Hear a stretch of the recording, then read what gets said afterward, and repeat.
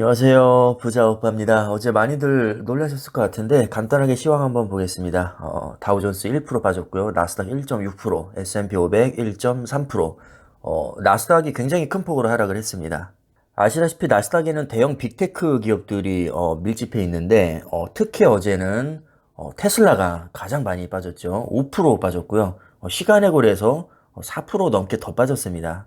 그 다음에 엔비디아도 뭐 4% 폭락했고요. 아마존 2.5%, 메타도 2% 넘게 빠졌고, 구글 1.2%, 그나마 마소와 애플이 1% 미만 하락으로 선방을 했습니다.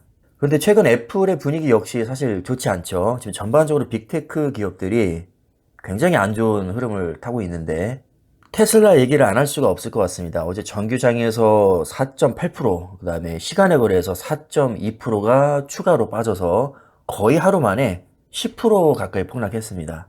어제 시간에 거래해서 테슬라 실적 발표가 있었는데, 어닝 쇼크가 나왔습니다. 3분기 순이익이 전년 대비해서 무려 44%나 급감했습니다. 하지만 이것은 대다수가 예상했던 일이죠. 왜냐하면 가격을 인하했기 때문입니다. 정말 공격적으로 가격 인하 정책을 펼쳤었죠.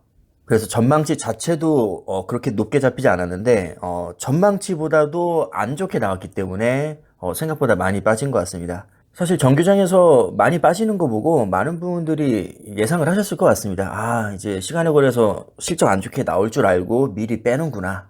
근데 이걸 역으로 생각하면 테슬라가 애초에 왜 공격적으로 가격 인하를 했을까?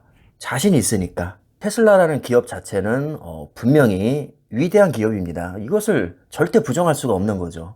그 테슬라 전망 누가 뭐래도 너무 밝다고 생각합니다. 그리고 전기차 분야에서 테슬라의 경쟁력 정말 독보적이죠. 심지어 테슬라는 반도체도 독자적으로 설계를 해서 반도체 대란 때 그렇게까지 큰 피해를 입지 않았습니다. 그리고 전기차에서 가장 중요한 게 배터리라고 할 수 있는데 아예 배터리 업체를 인수를 해버리죠. 그리고 자체적으로 배터리도 생산합니다. 그리고 다른 업체들 뭐 전기차 손해보면서 판다고 할 때 테슬라는 엄청난 이익을 계속 남겼었고요. 그만큼 자신이 있는 겁니다. 자, 우리가 치킨 게임을 걸어도 무조건 1등으로 살아남을 수 있을 거야. 약 15년 전쯤에 디램 업계 간에도 치킨 게임이 있었거든요. 그때 삼성전자가 1등으로 살아남았었죠. 그때 당시에 정말 수많은 메모리 반도체 업체가 있었는데 결국에는 경쟁력이 떨어지는 업체들은 다 정리가 됐고요. 지금 삼성전자, 하이닉스, 마이크론 이렇게 3사만 남았습니다. 사실상 3사 과점 체제를 지금 계속 이어오고 있는데 특별한 이변이 없으면 새로운 경쟁자는 아마 나오기 힘들 겁니다. 이미 너무 많이 치고 올라왔거든요. 자, 테슬라도 마찬가지로 어차피 지금 전기차 시장 너무 중구난방이니까 언젠가는 출혈 경쟁해야 된다.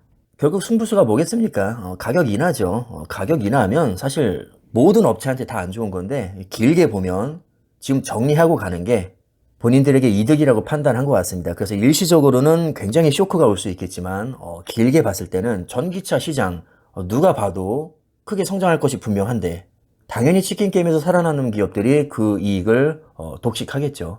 그래서 단기적으로는 악재가 분명히 맞지만 장기적으로는 뭐 문제될 게 없다. 오히려 호재가 될 수 있다. 저는 이렇게 생각하는 입장입니다. 항상 저는 길게 보는 편입니다.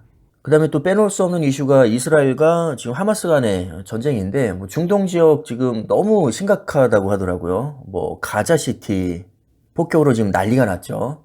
물론 러시아와 우크라이나 전쟁만큼의 임팩트는 아니지만 그래도 전쟁은 전쟁입니다. 주식시장에는 당연히 악재로 작용합니다. 왜냐하면 주식시장은 불확실성을 가장 싫어하기 때문이죠. 그리고 국채 수익률 어제 또 올랐죠? 이건 뭐 똑같은 레파토리지 지겹습니다. 자, 이제 분위기를 한번 전환시켜 보겠습니다.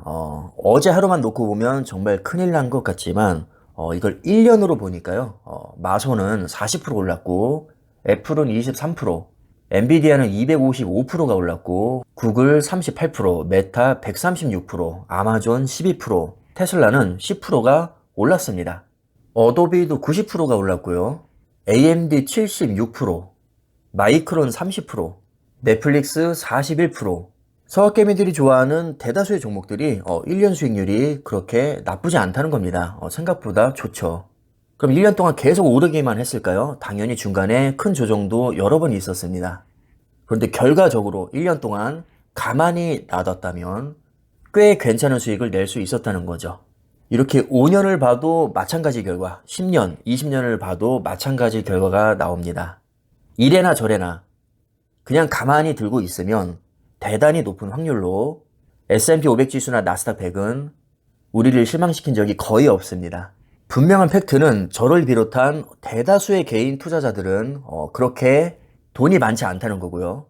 단기적으로 큰 수익을 봐도 여전히 인생은 바뀌지 않는다는 겁니다.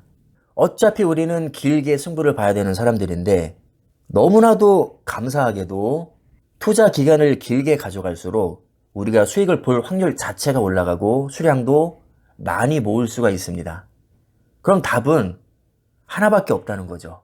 세계 1등 기업 또는 세계 1등 기업을 모아놓은 지수에 장기 투자하는 겁니다. 이 투자 원칙만 지키시면 하락장이 그렇게 두렵지 않을 겁니다. 왜냐하면 시간이 지나면 회복될 것을 너무나도 잘 알고 있기 때문이죠. 그냥 그러려니 하고 지나가시면 됩니다.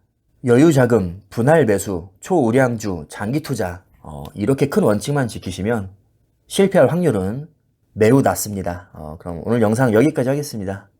감사합니다.